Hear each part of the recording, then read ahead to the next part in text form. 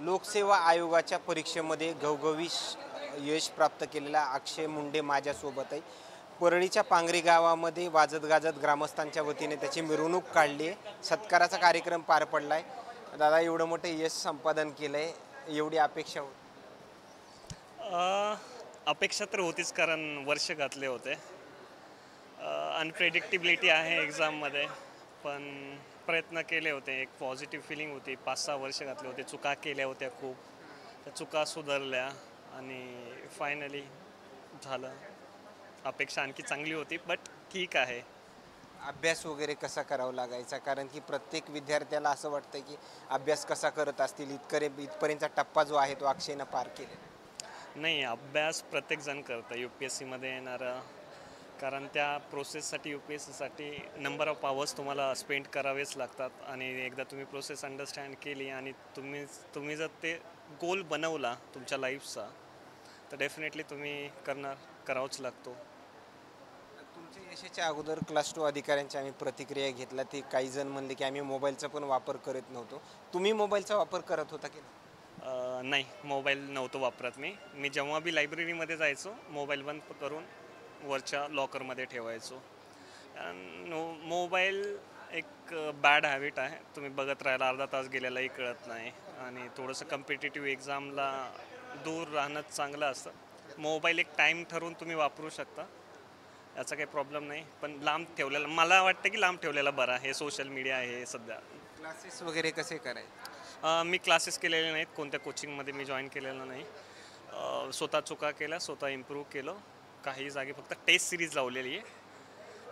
Class लावायला पैसे नव्हते, क्लासवाल्यांना हाकलून दिलं तर पैसे नव्हते म्हणून. आता एक ज्यावेळेस गोपीनाथ गडावर तुम्ही नतमस्तक झालात त्यावेळेस तुम्ही असं देखील म्हणलं, जे क्लासेसवाल्याने माझं बॅनर लावलं होतं आणि ते तुम्ही नंतर काढायला सांगितलं. हो, त्यांनी ॲक्च्युली मला फोटो टाकला बॅनरचा आणि अभिनंदन केलं. बट मी त्यांना पोलाइटली बोललो, माफ करा बोललो, पण तुम्ही मला कोचिंगमधून जेव्हा माझ्याकडे पैसे नव्हते तेव्हा जायला सांगितलं होतं. तर त्यांचा मला मॅसेज आला की आम्हाला लवकरात लवकर फोन करा. बट मी बोललो, मला फोन करायची गरज नाही, टाकू नका, कारण मी विद्यार्थ्यांना चुकीचं डायरेक्शन द्यायचं नाही आहे. तुम्ही स्वतः अभ्यास करून स्वतः काढू शकता. एवढी हालाकीची परिस्थिती आम्ही आईसोबत चर्चा केली. जे शैक्षणिक कामासाठी लागणारा पैसा जो आहे तो आईनं कशा पद्धतीमध्ये पुरवला तुमच्याकडे? ॲक्च्युली पैसे ॲज सच जर तुम्ही बघताल तर कोचिंग केलेली नाही आहे. मी डेंटिस्ट होतो, तर काही टाईम प्रॅक्टिस केली ती. कोविडमध्ये वर्क केलं, तर मला स्कॉलरशिप भेटलेली आहे, तर त्याच्यामध्ये भागून गेलं. आणि थोडंफार कर्ज उचललं होतं बँकचं. 2दा फोन आलेला आहे, ते भरून टाकेल मी पुढच्या 2-4 महिन्यात, ग्रामीण बँकचं आपल्या. कोणतं म्हणजे सातत्याने शेतीमध्ये कोणते आई म्हणजे कुटुंब कोणती पिकं वगैरे घेत होतं? काही फळभाज्या वगैरे पिकवल्या जाते, त्याच्या साह्याने तुम्हाला पैसे वगैरे पुरवले जायचे? आई भाजीपाला विकायची मी लहान असल्यापासून, आणि त्याच्यातून पैसा यायचा, आई द्यायची. कधी कधी मी पण आईसोबत बसलेलो आहे भाजीपाला विकताना. बट डेंटिस्ट झाल्यापासून थोडंफार कमाई आली आणि त्याच्यामुळे भागलं.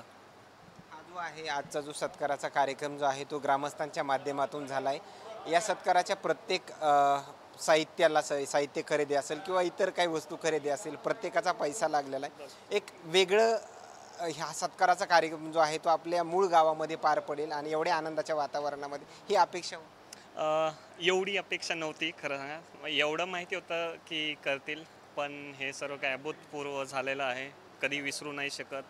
आणि आज जसं मी बोललो, माझे गाववाले आम्ही परत येऊन नुसतं सुखातच नाही तर कोणाच्या प्रॉब्लेममध्ये येऊन त्याला साथ देऊ, अशी वर्गणी करून. कोणती सध्या नोकरी करण्याची इच्छा आहे? जसं तुम्ही आता म्हणलात की जिल्हाधिकारी पदाची नोकरी करण्याची इच्छा आहे.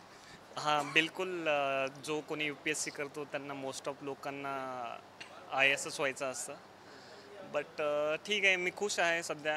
एक काहीतरी हातात भेटलं आहे, परत एकदा करू प्रयत्न.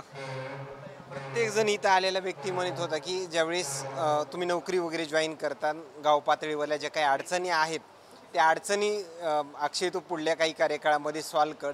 कशा पद्धतीमध्ये ग्रामीण भागामध्ये अडचणी येतात आणि तुम्ही ज्यावेळेस ती नोकरी जॉईन करतात त्यावेळेस कशा सोडवण्याचा प्रयत्न करा? ॲक्च्युली आपण ग्रामीण भागात बघितलं अडचणी तर मोस्टली शिक्षणाबाबत गायडन्स नसते. सेकंड की जे आपले वनरेबल सेक्शन्स असतात त्यांना फायनान्शियल प्रॉब्लेम्स येतात. जसं मी बोललो की आपण वर्गणी करून प्रॉब्लेम सॉल्व्ह करू शकतो, आपण गायडन्स देऊ. तर जे माझ्या कॅपॅसिटीमध्ये आहे, ती मी नेहमी स्टँड बाय करेल आणि प्रयत्न करेल. UPSCचे जे काही निकाल लागत आहेत त्यामध्ये खरंच आपला बीड जिल्हा हा कुठंतरी आता पुढं जातोय असं म्हणावं लागेल. डेफिनेटली बीड जिल्हा पहिल्यापासूनच आहे. ती आत्ता बी जात आहे आणि आणखीन जाणार, ही 100% गॅरंटी आहे. ऊसतोड कामगारांचा जिल्हा म्हणून ओळखला जातोय, आता नोकरदारांचा जिल्हा म्हणून ओळखला जातोय असं म्हणावं लागेल. डेफिनेटली ऊसतोड कामगाराचा जिल्हा असणं म्हणजे काही खराब गोष्ट नाही आहे. आपण आपले कामगार बाहेर जातात, काम करतात, मेहनतीनं कमवत आहेत, ही काही वाईट गोष्ट नाही आहे. आणि आपले अधिकाऱ्यांचा जिल्हा बी आहे, आणखी पुढे पण जाईल आणि आणखी वाढेल, लोक शिक्षणात येतील. तुमच्या कधी कुटुंबामध्ये ऊसतोडी करण्याची वगैरे गरज भासली का, शेतीवरच सगळं? नाही नाही, आम्हाला शेती होती म्हणून काही गरज नाही पडली. आणि माझे वडील लहानपणीच वारल्यामुळे आईने सांभाळलं, सगळ्या गोष्टी केल्या. वडिलांची कशी अडचण वगैरे म्हणजे उणीव भासायची? ॲक्च्युली वडील वारले तेव्हा लहान होतो मी, 8 वर्षाचा होतो. तो तेव्हा काही समजायचं नाही, बट ओव्हर द टाईम लोकांकडे बघून एक वाटायचं की एक सपोर्ट असतो वडिलांचा, तो कुठंतरी मिस करत होतो. तो तो मिसिंग पार्ट होताच. बट आईने दोघांचा पार्ट निभवला, as a father and as a mother. ज्यावेळेस हे घवघवीत यश मिळालं, माजी मंत्री धनंजय मुंडे, मंत्री पंकजा मुंडे यांनी देखील फेसबुक पोस्ट करत तुम्हाला शुभेच्छा दिल्या. हो, धनंजय मुंडे साहेबांनी, पंकजाताईंनी आणि बऱ्याच सर्वांनी शुभेच्छा दिल्या. मला त्याचाही अभिमान वाटतो आणि त्यांनाही धन्यवाद म्हणायचं. धन्यवाद. हे होते अक्षय मुंडे आणि त्यांच्या या दरम्यान आलेल्या चर्चा, प्रतिक्रिया. मात्र आणखीन काही अपडेट्स मिळतील का हे देखील पाहणं तेवढंच महत्त्वाचं ठरणार आहे. कॅमेरामॅन उमाकांत फडसोबत सचिन मुंडे, सूर्य मीडिया, बीड, परळी.